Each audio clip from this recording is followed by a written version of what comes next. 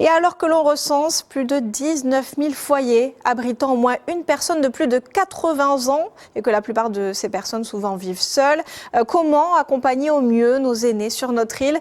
Mardi et mercredi à Madiana se tiendront les assises du bien vieillir. Tous les acteurs du secteur y seront conviés pour réfléchir à des solutions adaptées. Et on en parle avec Audrey Talley-Bardol. Alors, vous êtes élue en charge des solidarités, de la démographie, de la jeunesse et de la santé à la collectivité territoriale de Martinique. Bonjour. Bonsoir Hélène Sérignac, bonsoir à toutes et à tous.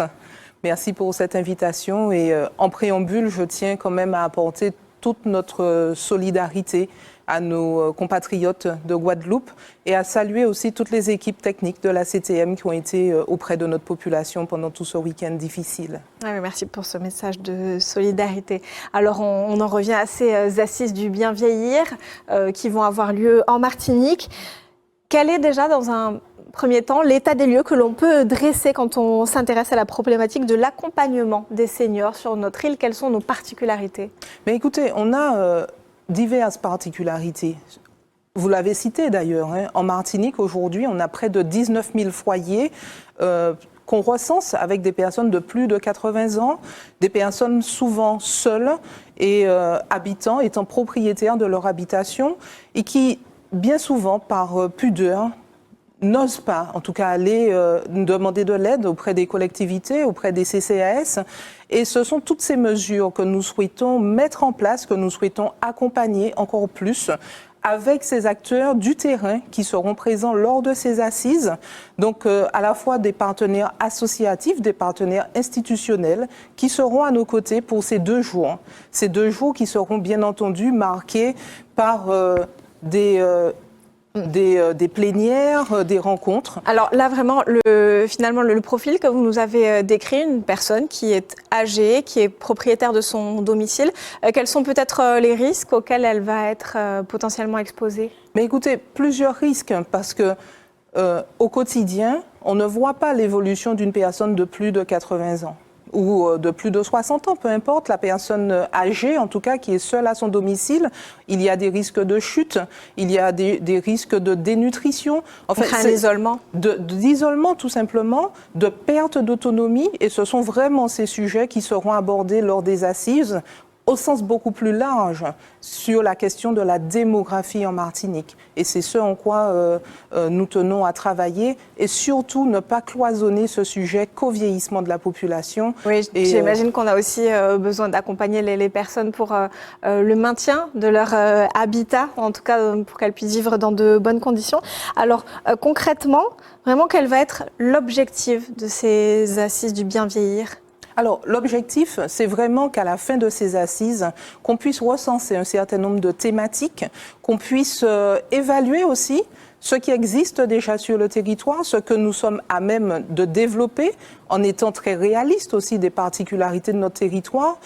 Ces assises vont aussi agrémenter le congrès que nous sommes en train de mener au sein de la collectivité, puisque nous nous apercevons que sur des sujets clés, nous avons des leviers de décision à avoir à domicilier vraiment en Martinique. Et je prends le cas des restes à charge. On sait tous que les moyens aujourd'hui des personnes âgées sont très limités financièrement.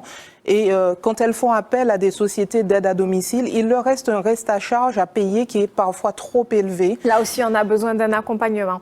Alors vraiment, si on s'intéresse à cette population, il y a aussi beaucoup d'évolutions dans leurs requêtes. On va pas forcément aller directement vers un EHPAD, c'est en plus très coûteux. Quelles sont les autres solutions qui émergent ces dernières années, ou en tout cas, quelle est l'évolution de la demande de la part des seniors? Alors écoutez, une fierté en Martinique d'être un territoire pilote pour les aides à la vie partagée. Alors ce sont des dispositifs nouveaux, mais qui permettent à des personnes en perte d'autonomie de cohabiter avec d'autres seniors et qui puissent avoir un partage des aides qui sont allouées avec bien sûr quelqu'un qui sera présent quotidiennement pour les accompagner dans leurs tâches, dans leurs demandes particulières et améliorer leur qualité de vie au quotidien. Donc l'aide à la vie partagée, ça pourrait être une des pistes peut-être peut-être pour le bien vieillir. On serait plusieurs personnes dans un seul logement et accompagnées cette fois-ci, avec le soutien de la CTM, c'est ça ou... Avec le soutien de la CTM, avec le soutien de la Caisse nationale de solidarité et de l'autonomie.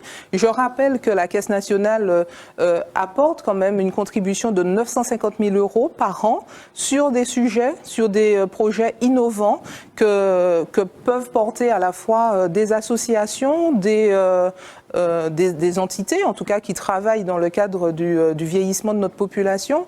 Et j'ai envie de saluer, en tout cas, tous les nouveaux modèles innovants qui vont exister pour notre territoire. Et on espère qu'il y en aura d'autres. Et il y en aura d'autres. Et ce qui nous tient à cœur particulièrement, c'est notre village des aînés, qu'on puisse avoir un nouveau concept de villa individuelle pour nos aînés qui ont l'habitude de vivre dans cet environnement. Au moins un environnement familier. Alors, on va conclure cet entretien, mais je tiens au moins à préciser à nos téléspectateurs que c'est un événement qui est ouvert à tous, que l'on peut s'inscrire directement sur le site de la collectivité territoriale de Martinique.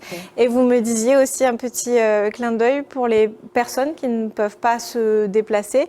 Il y aura un service de bus. Comment on fait pour s'inscrire? Alors, il y aura un service de bus dans plusieurs communes de Martinique. Donc, les personnes âgées sont invitées à se rapprocher de leur CCAS.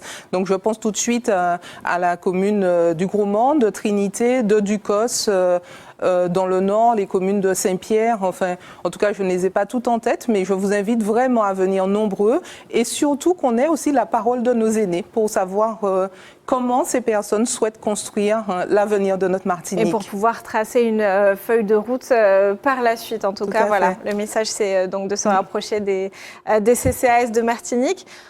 Toute autre chose, nous on va poursuivre cette édition.